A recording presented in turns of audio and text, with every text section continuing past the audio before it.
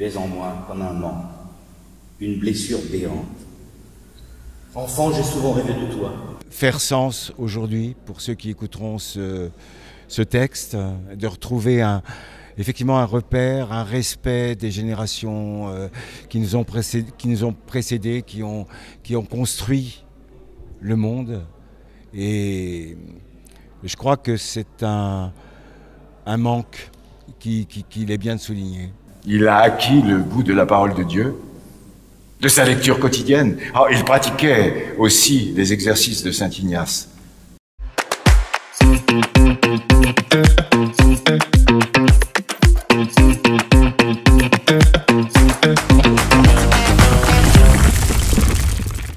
Jusqu'à ce jour, je ne l'ai dit à personne.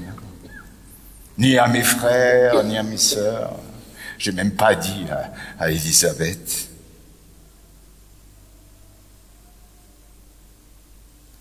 Tes silences étaient remplis d'attention bienveillante. Parfois ton visage grave s'illuminait d'un sourire discret qui en disait plus long que de longs discours.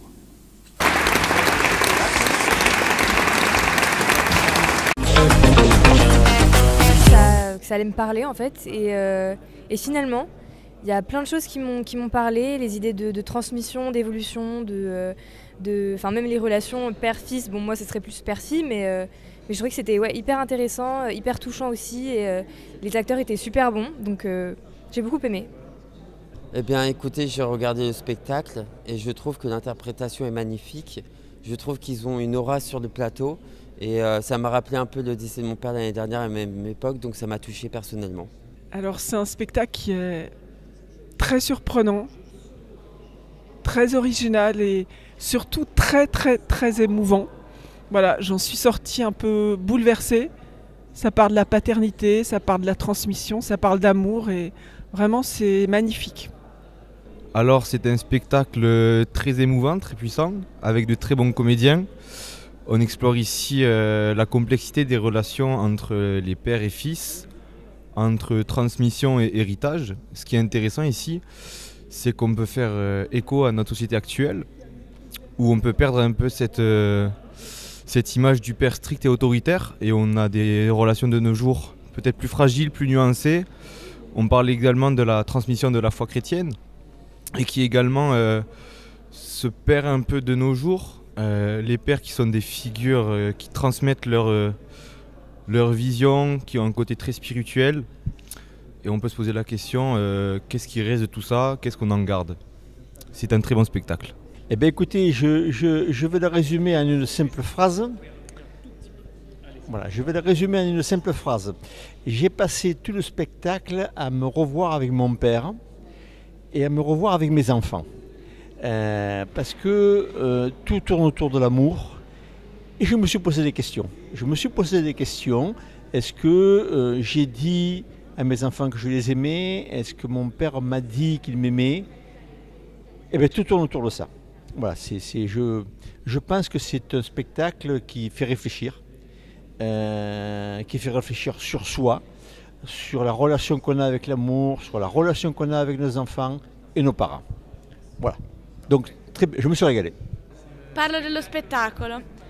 Allora, a me l'hanno fatto, me l'hanno spiegato prima di vederlo perché sennò non l'avrei capito ovviamente.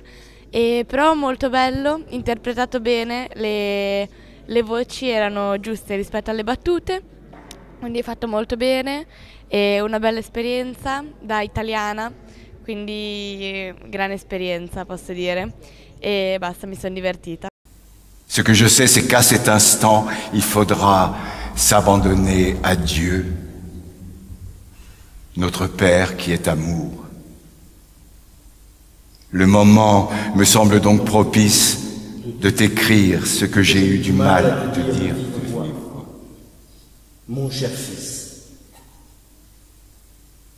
un de mes souhaits les plus ardents, c'est que le moment venu, Élisabeth et toi puissiez transmettre la foi à vos enfants. Dominique Ray, je suis évêque et j'ai rédigé un livre qui s'appelle « Sois un père » qui a servi d'inspiration pour ce spectacle. Serge Sarkissian, je ne suis pas évêque et j'ai été à l'origine l'adaptateur du livre Sois un père de Monseigneur Ray. Bernard Lano, je suis comédien et donc cette histoire de père et de fils se joue sur 3 générations. Je suis la génération entre les deux. Je suis la tranche de jambon du sandwich, voilà. Je suis Salvatore Caltabiano et je joue le rôle de Jean et donc je suis la tranche du dessous du sandwich. Je suis le dernier, voilà, le fils et voire le petit-fils de la personne à qui je vais passer le micro. Donc Stéphane Baquet, organisateur du festival Sacrée Parole, Parole Sacrée, dans lequel a joué cette pièce qui s'appelle Au nom du Père, ou l'audace de la vérité. Et je joue le rôle de Joseph, qui est le grand-père. Voilà. Donc il y a le grand-père, le père et le fils. Comme le montrent les bilans annuels que je reçois, qui, mieux que lui, peut te succéder à la tête d'entreprendre? C'est lui qui est légitime, c'est pas moi. Je te dis qu'il ne se sent pas à la hauteur de la tâche. Alors que toi, tu as le sens des responsabilités. L'enjeu est important. Il s'agit de préserver le nom de l'héritier. Entreprendre, c'est pas un label. Donc ce spectacle, on est 3, pour l'instant c'est encore en mode lecture théâtralisée. On est 3, il y a 3 tabourets, il y a les 3 générations, chacun a son personnage et ces personnages disent énormément de choses. Mais je passe la main à celui qui l'a écrit. Toute la réflexion de ce spectacle porte sur la paternité. Et au fond, je reprends l'exemple de mon propre père qui a perdu son père. Il avait 6 mois, il est mort de tuberculose.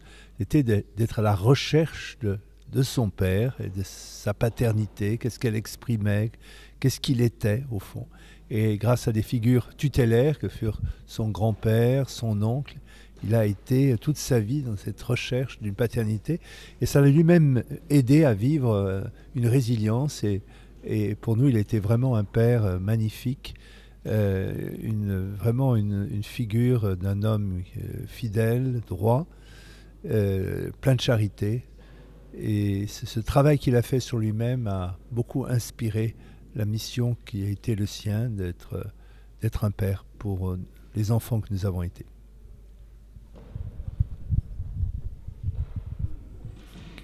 Quelle était la question? Alors, le spectacle évoque le thème de la figure du père, de la paternité. C'est une histoire d'hommes intergénérationnels, d'hommes qui se parlent, d'hommes qui s'affrontent, d'hommes qui s'aiment. J'ai voulu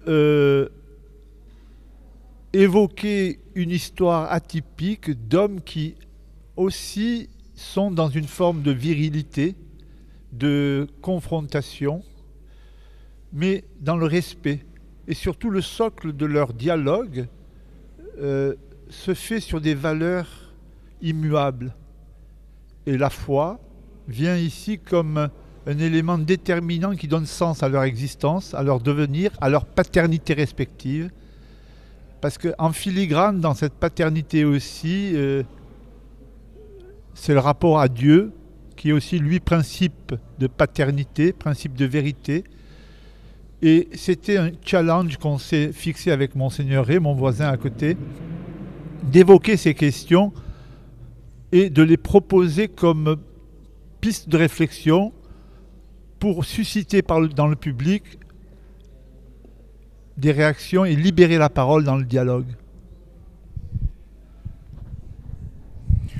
Beaucoup de choses ont été dites, donc je ne vais pas revenir sur la paternité. Je dirais aussi qu'il y a le problème de la filiation, c'est-à-dire comment on s'inscrit soit fils dans ce rapport à la paternité. Et voilà, c'est aussi une prise de conscience d'un fils par rapport à son père.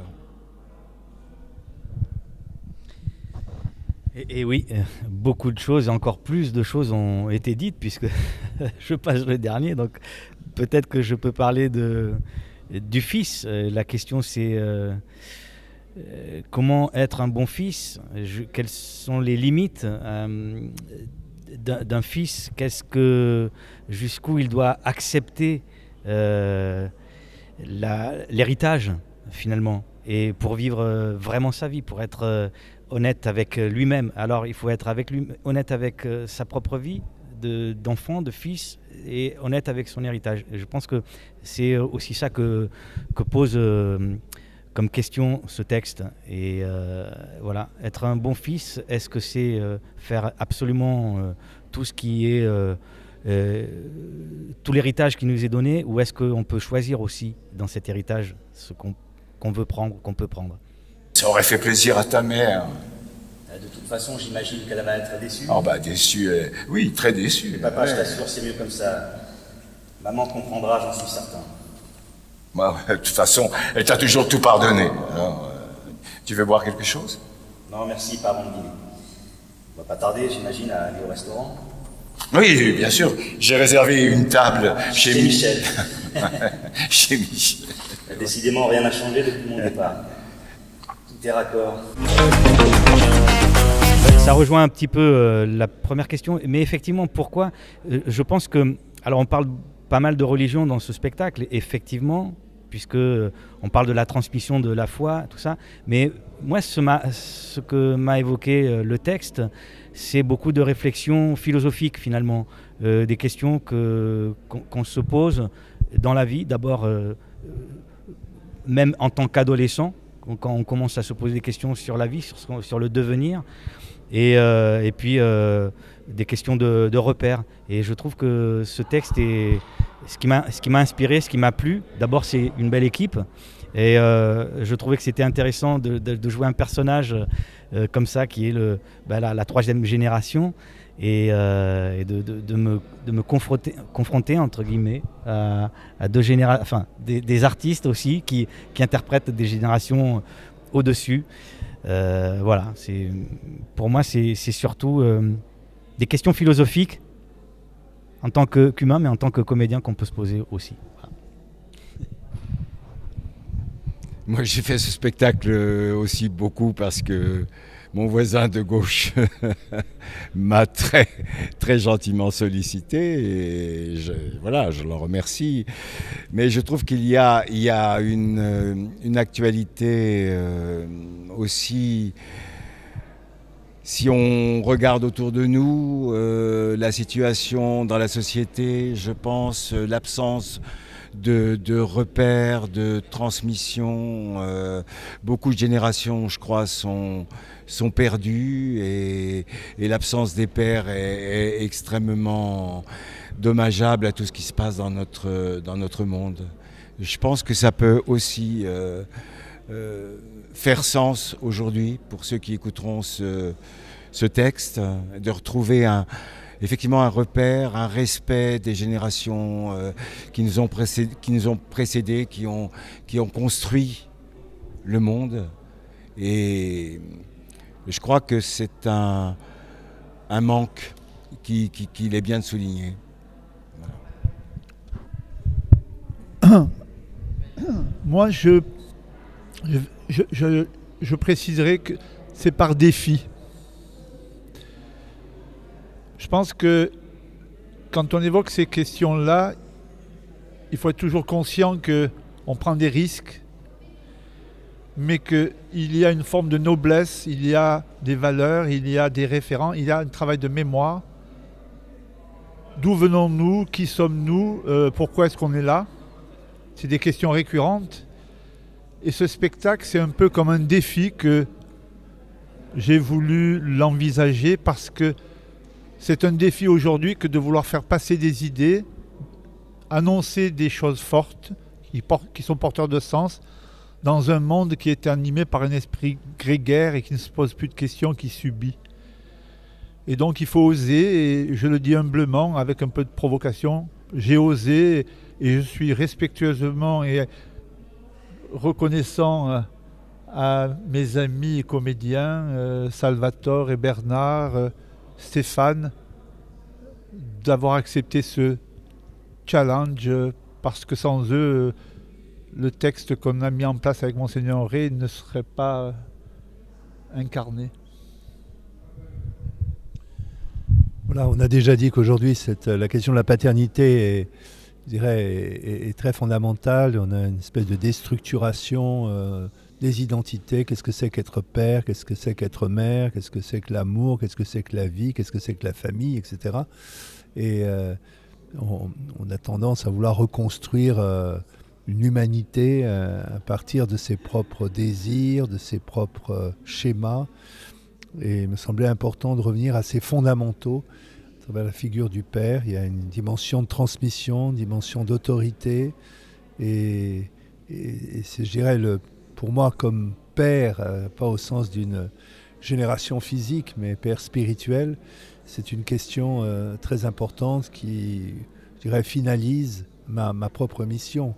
C'est d'engendrer des hommes et des femmes à la fois, et c'est de s'occuper d'une communauté, d'avoir un regard à la disposition de chacun pour les aider à devenir à eux-mêmes.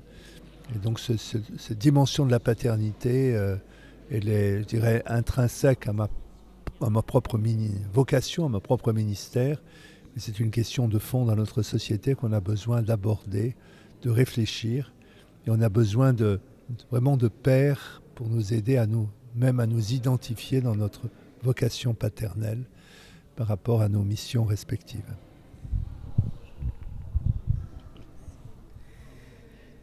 Le personnage que je joue, en fait, c'est le grand-père. Donc, je trouvais intéressant comme challenge de jouer un personnage plus vieux que mon fils, qui est un tout petit peu plus vieux que moi. Et voilà, tout petit peu. Et c'était le challenge. Et le challenge de ce personnage, en fait, c'est qu'il rencontre Dieu. Donc, il y a Salvatore parlait de religion, moi je parle de spiritualité plutôt. Donc c'est comment vivre sa spiritualité dans le monde de tous les jours. Et ce grand-père finalement a réussi, puisqu'il a réussi à monter une société. Et en plus, il garde en lui cet amour pour Dieu et pour son prochain. Voilà. Donc je trouvais le personnage intéressant à jouer. Il a acquis le goût de la parole de Dieu, de sa lecture quotidienne. Oh, il pratiquait aussi les exercices de Saint Ignace chaque année. Alors, radical.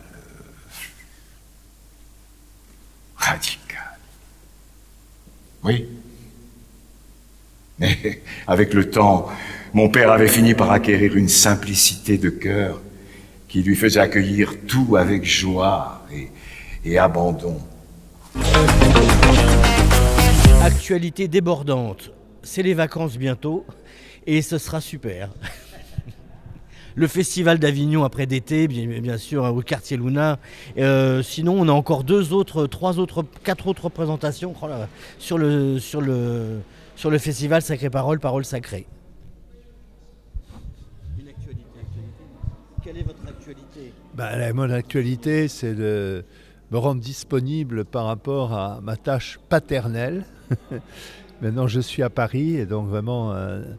Ce lien entre la foi et l'art est pour moi très structurant dans mon ministère. Et donc, si on peut aider à déployer toute cette réflexion aujourd'hui sur le sens de la vie, la transcendance, l'intériorité, les fondements humains de notre société, et la foi éclaire tout cela d'une manière, je trouve, prophétique, eh bien, je vais m'y employer. Donc cette pièce intervient aussi à un tournant de ma vie où je vais être plus engagé dans cette direction artistique. L'actualité, c'est un récital qu'on est en train de mettre en place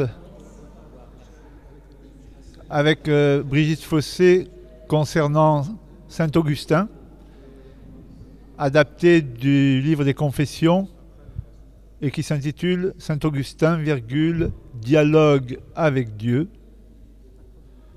Et l'autre actualité imminente, ce serait de rejoindre ma femme bientôt pour partir en vacances. Alors mon actualité, elle est encore avignonnaise pour un tout petit peu de temps, pour jouer avec mes camarades dans le même cadre, Job, voilà. ou l'errance du juste?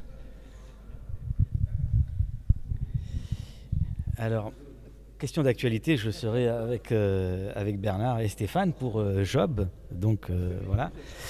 Et à moyen terme, le Festival d'Avignon, évidemment. Alors, je m'occupe également du théâtre de l'Atelier Florentin, donc je vous invite à découvrir toute la programmation de l'Atelier Florentin lors du festival. Ah non, ça s'appelle répondre à la question. Ça s'appelle répondre à la question. Voilà. Ensuite, nous irons en Arménie avec mon metteur en scène, parce que je crois que c'est un pays que tu connais. Et donc, bientôt en Arménie, cher ami. Voilà. Qu'est-ce qu'il y a comme actualité?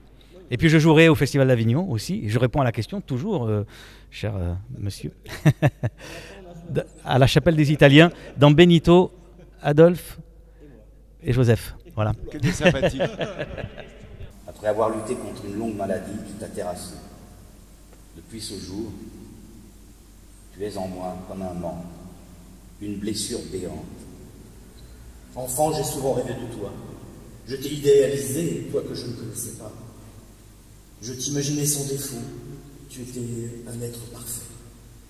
Je te rêvais en héros invincible. J'ai eu besoin de rêver, car le rêve nourrit le désir de vivre. J'en suis convaincu à présent. Faites autre chose. Vive le théâtre et attention à l'IA qui arrive à grands pas. Et voilà, et au moins dans le théâtre, il y a de la vie et de la chair. Voilà. Faites en sorte que vous fassiez ce que vous aimez dans votre vie. Voilà. Ah oui, pardon. Ah oui, forcément. Du travail, du travail, du travail, et du travail, et du travail, et du travail. Il faut travailler dans la vie. Ben moi, mon conseil, soyez vrai. C'est-à-dire cohérent. Et la meilleure expression que l'on peut donner, c'est soi-même. Donc, soyons vrais. Merci. Merci. Malgré ce malheur, je sais que ta vie ici-bas a été bien remplie. Je me souviens de ce que tu m'avais dit quelque temps avant que Dieu ne te rappelle à lui. Pour être heureux, il faut savoir regarder les plus petits que soi. Car plus l'on vieillit, plus il faut apprendre à se détacher. Au bout, il ne reste que la prière et la charité.